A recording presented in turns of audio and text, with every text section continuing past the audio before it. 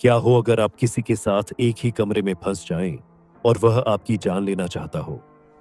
अगर वो कोई इंसान हो तो ठीक है, पर अगर आपकी जान के पीछे पड़ी हुई कोई आत्मा हो तो आज की कहानी कुछ वैसी ही है। विजय, जो कि एक साधारण गांव का लड़का था, उसकी जिंदगी में अचानक से अजीबोगरीब घटनाएं होने लगी। उसने कभी सपने में भी नहीं सोचा था कि उसके साथ कुछ ऐसा हो सकता है जो उसकी जिंदगी को हमेशा के लिए बदल देगा। विजय एक होशियार और महत्वाकांक्षी लड़का, पढ़ाई में अव्वल, और अब उसकी मेहनत ने उसे मुंबई जैसे चमकते शहर तक पहुंचा दिया था। पहली बार जब उसने मुंबई की रोशनी देखी तो उसका दिल उत्साह से भर गया। उसकी मंजिल साफ थी, बस पढ़ाई पर ध्यान देना और कुछ नहीं। उसके पापा उसे फाउंटेन हॉस्टल में छोड़ने आए थे।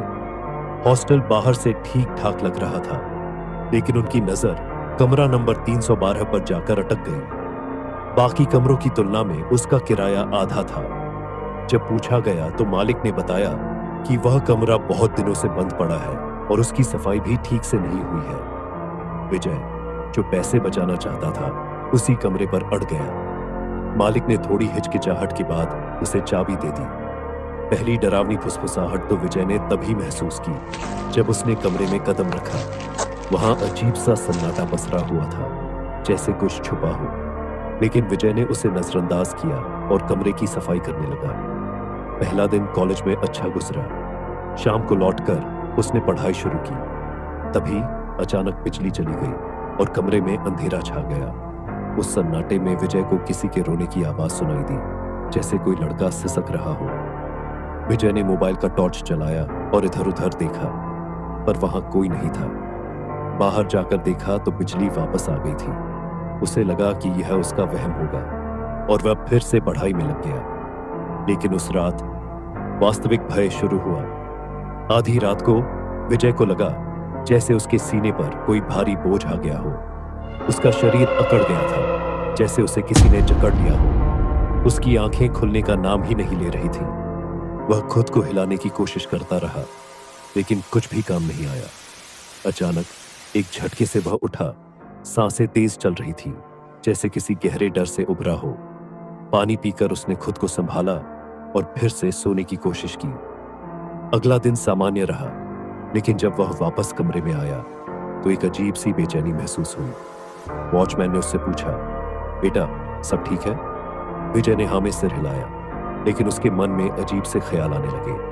थका हुआ वह जल्दी सो गया, लेकिन आधी रात होते ही वह खौफनाक अनुभव फिर लौट आया। उसका शरीर फिर से जकड़ गया, सांसें अटक गईं। भारी कोशिशों के बाद जब उसकी आंखें खुली तो जो उसने देखा, उसने उसकी आत्मा को जकड़ लिया।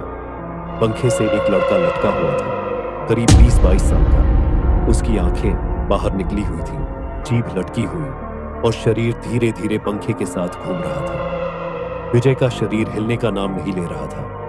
वह बिस्तर से मानो चिपक गया था। तभी वह लड़का हंसने लगा, एक भयानक गूंजती हुई हंसी जिसने कमरे की दीवारों को हिला दिया। लड़का अचानक पंखे से कूदकर विजय के सीने पर आ गिरा और उसके गले को कसकर दबाने लगा। तू भी मरेगा। ऐसे ही वह लड़का बुदबुदाया और हंसते हंसते रोने लगा। फिर वह लड़का पंखे से दोबारा लटक गया और गायब हो गया। विजय ने पूरी ताकत लगाकर खुद को बिस्तर से छुड़ाया और दरवाजे की ओर भागा।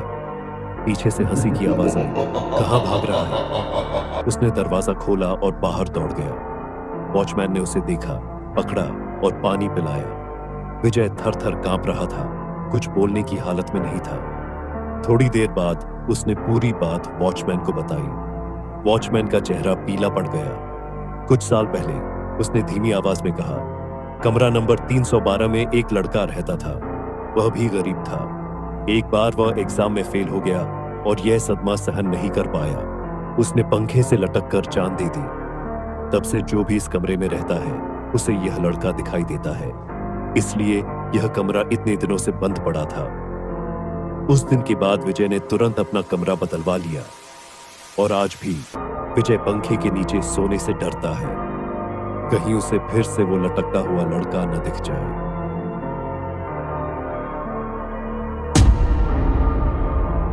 अगर आप आज रात पंखे के नीचे सोए तो क्या कोई आपको भी देख रहा होगा?